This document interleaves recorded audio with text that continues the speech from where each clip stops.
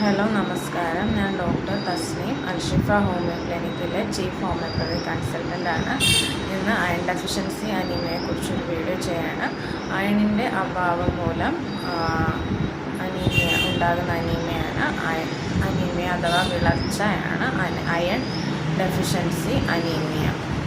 വിളർച്ച എന്ന കണ്ടീഷൻ നമുക്കറിയാം, ഒരു രോഗമെന്നതിലുപരി പല ക്രോണിക് ഡിസീസിൻ്റെ പലതരം അസുഖങ്ങളുടെയും ഒരു ലക്ഷണമായിട്ടാണ് പ്രസൻറ്റ് ചെയ്യുന്നത്. ഇന്ന് നമ്മൾ അയണിൻ്റെ അഭാവം മൂലം ഉണ്ടാകുന്ന അനീമിയയെക്കുറിച്ചാണ് പറയുന്നത്. അതിൽ തന്നെ അയൺ ഡെഫിഷ്യൻസി എങ്ങനെ ഡയറ്റിലൂടെ മാനേജ് ചെയ്യാം, അയൺ ഡെഫിഷ്യൻസി ഉണ്ടാകുമ്പോൾ എങ്ങനെ ഡയറ്റിലൂടെ മാനേജ് ചെയ്യാം എന്നതാണ് ഇന്ന് പറയുന്നത്. അതിൽ നമുക്കറിയാം, അയണിന് രണ്ട് സോഴ്സുകളുണ്ട്. ഒന്ന് ഹീം സോഴ്സും നോൺ ഹീം സോഴ്സും. ഹീം സോഴ്സാണ് ഏറ്റവും കൂടുതൽ അയൺ റിച്ച് ആയിട്ടുള്ള സോഴ്സ്. ഹീം സോഴ്സസ് നമുക്കറിയാം. ഹീം സോഴ്സസ് ഏതൊക്കെയാണെന്ന്: ഇറച്ചി, പോൾട്രി, മീനുകൾ, അതുപോലെ തന്നെ കരൾ, ഇതൊക്കെയാണ് heme sources. Non heme sources vegetable ഒറിജിനാണ്. അത് പച്ചക്കറികൾ, ഇലക്കറികൾ, നട്ട്സ്, ബദാം നട്ട്സ്, അതൊക്കെയാണ് നോൺ ഹീം സോഴ്സസ്. ഓയിൽ സീഡ്സുകൾ, oil soyabean seeds, sunflower seeds, അതൊക്കെ അങ്ങനെയുള്ള വിത്തുകളും നോൺ ഹീം അയണിൻ്റെ സോഴ്സസുകളാണ്. ഫ്രൂട്ട്സിൽ ഈന്തപ്പഴവും അതുപോലെ തന്നെ ശർക്കരയ്ക്ക് നല്ല റിച്ച് സോഴ്സാണ്, അയണിൻ്റെ ഒരു റിച്ച് സോഴ്സാണ്. ഇതുകൂടാതെ നമ്മൾ അയൺ വെസലിൽ കുക്ക് ചെയ്ത് ഫുഡ് കഴിക്കുക, അതും അയൺ കണ്ടൻറ്റ് എളുപ്പത്തിൽ ശരീരത്തിൽ ലഭിക്കും.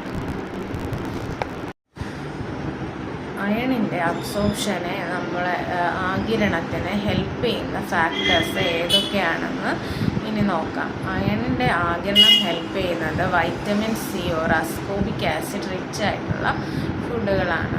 അതായത് ഓറഞ്ച്, നാരങ്ങ, സിട്രസ് ഫ്രൂട്ട്സുകൾ, അതുപോലെ തന്നെയുള്ള വൈറ്റമിൻ സി റിച്ച് ആയിട്ടുള്ള ഡയറ്റ് അയൺ അബ്സോർപ്ഷനെ ഹെൽപ്പ് ചെയ്യും. അയണിൻ്റെ അബ്സോർപ്ഷനെ ഇൻഹിബിറ്റ് ചെയ്യുന്ന കുറച്ച് ഫാക്ടേഴ്സ് കൂടിയുണ്ട്. അത് നമ്മുടെ ചായയാണ്. ചായയിലുള്ള ടാനിൻ എന്ന കമ്പോണൻറ്റ് അയണിൻ്റെ അബ്സോർപ്ഷൻ കുറയ്ക്കുന്നു. അതുപോലെ ഫൈറ്റേറ്റ്സും ഓക്സലേറ്റ്സും, തവിടിൽ അടങ്ങിയിരിക്കുന്ന ഫൈറ്റേറ്റ്സ്, ഓക്സലേറ്റ്സ്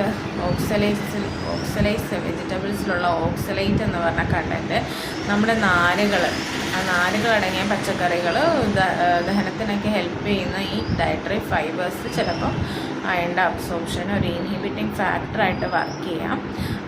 അത് എഗ് യോക്കിലൊക്കെ ഉണ്ടാകുന്ന കണ്ടൻ്റായിട്ടുള്ള ഫോസ്ഫേറ്റ്സും അയണിൻ്റെ അബ്സോർപ്ഷനെ ഡിക്രീസ് ചെയ്യാം. ഇതൊക്കെയാണ് അയണിൻ്റെ അബ്സോർപ്ഷൻ ഡിക്രീസ് ചെയ്യുന്ന ഫാക്ടേഴ്സ്. ഈ അയൺ എന്ന കണ്ടൻറ്റ് നമുക്ക് എന്തുകൊണ്ടാണ് ഈ അയണിന് ഇമ്പോർട്ടൻസ് കൊടുക്കുന്നതെന്ന് ചോദിച്ചാൽ, അയൺ ഡെഫിഷ്യൻസി കണ്ടുവരുന്നത് ഈ നമ്മുടെ ശരീരത്തിൽ അയണിൻ്റെ ഡിമാൻഡ് വർദ്ധിക്കുന്ന കണ്ടീഷൻസിലാണ്.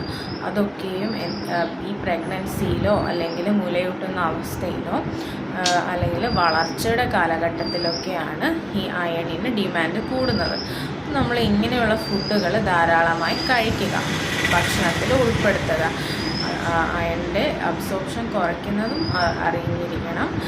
അതുപോലെ ഹെൽപ്പ് ചെയ്യുന്ന ഫുഡ്സും ഒക്കെ അതിൽ ഇൻക്ലൂഡ് ചെയ്യും.